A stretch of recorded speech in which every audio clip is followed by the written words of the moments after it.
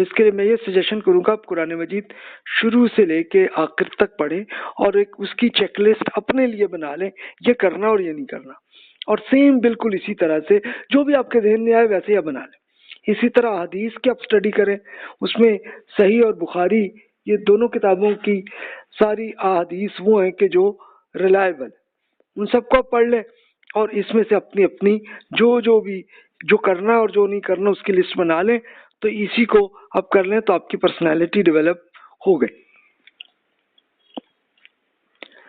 اب دھوکے میں مبتلا افراد کی ایک اقسام ہے، یہ کس نے بیان کی ہے؟ ابو حامد غزالی صاحب۔ غزالی صاحب کی کتاب ہے احیاء العلوم، اور وہ 505 ہجری میں ان کا انتقال ہوا تھا، جو عیسوی کیلنڈر میں 1111 تب فوت ہوئے تھے، یعنی اب سے 1000 تو نہیں 900 سال پرانی بات ہے۔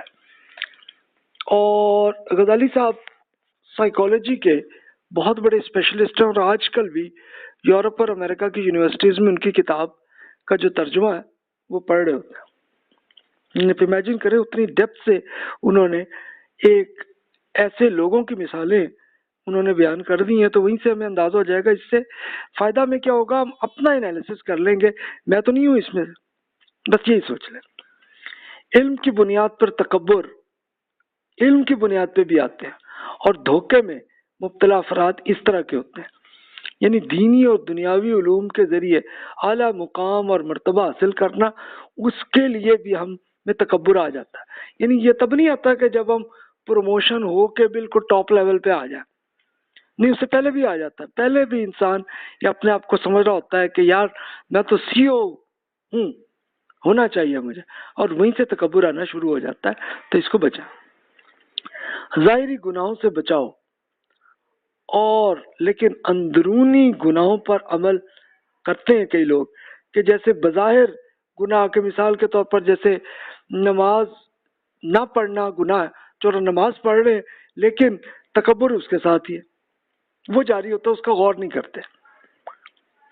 ریا، حسد، عہدے اور مرتبے کی طلب، خواہش ہوتی ہے کہ بہت اچھی پروموشن ہو کے میں جناب ہیڈ بن جاؤں، اس کے لیے پھر آہستہ آہستہ انسان میں تکبر کی خواہش آ جاتی ہے۔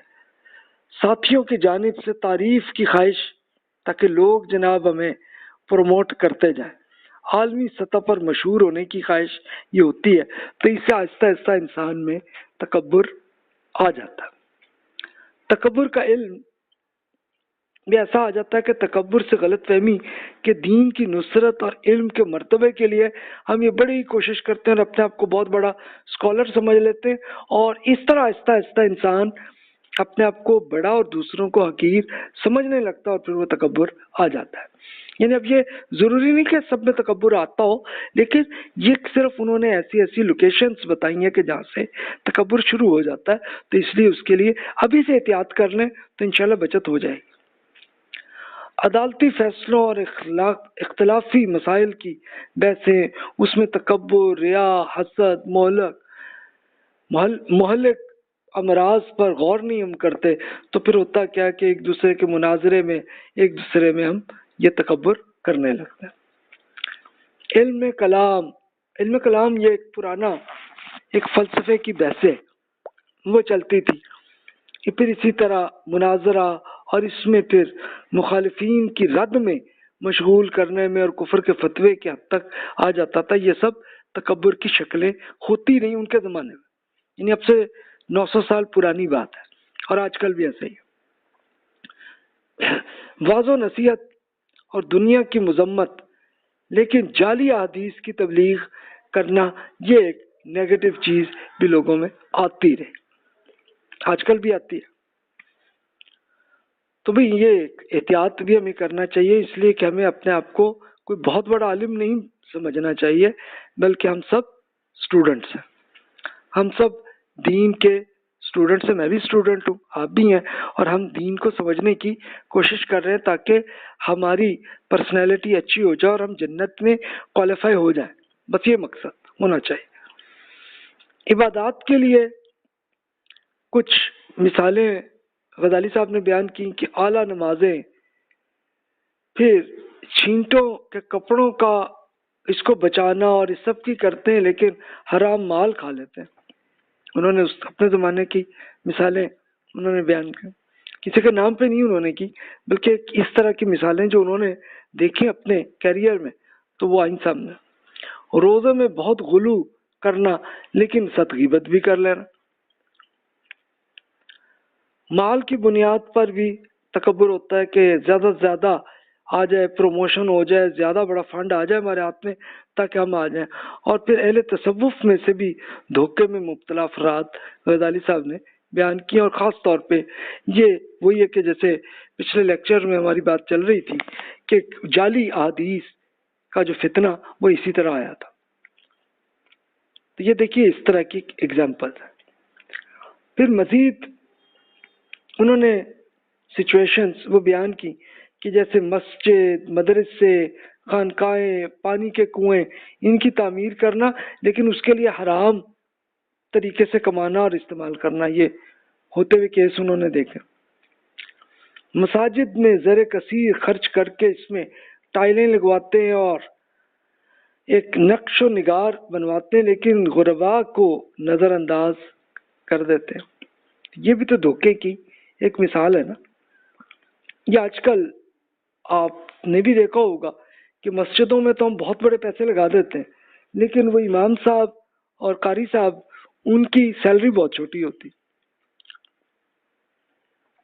हालांकि असल इंसान पे ज़्यादा पैसे लगाने चाहिए, गुरबा पे खर्च, मगर इसमें फिर ढंढोरा वो भी हम कर देते हैं। एक पूरा दिखा रहे होते हैं कि देखो जी हम तो कितना लोगों की मदद कर रहे हैं। ये कोई मदद नहीं होती, बल्कि हम लोग एक धोखे में मुब्तला होते हैं।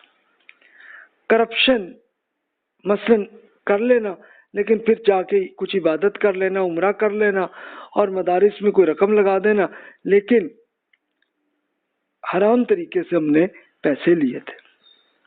तो ये सिलसिला हमारे यहाँ भी जारी है, जो गजाली साहब के ज़माने में भी था। अहले तसव्वुफ में फिर उन्होंने मिसालें दी कि शक्ल शुबाहत, अल्फाज, आदाब, रसूम, इस्तिलाहात इस तरह की बना ली कि आम आदमी को समझना है।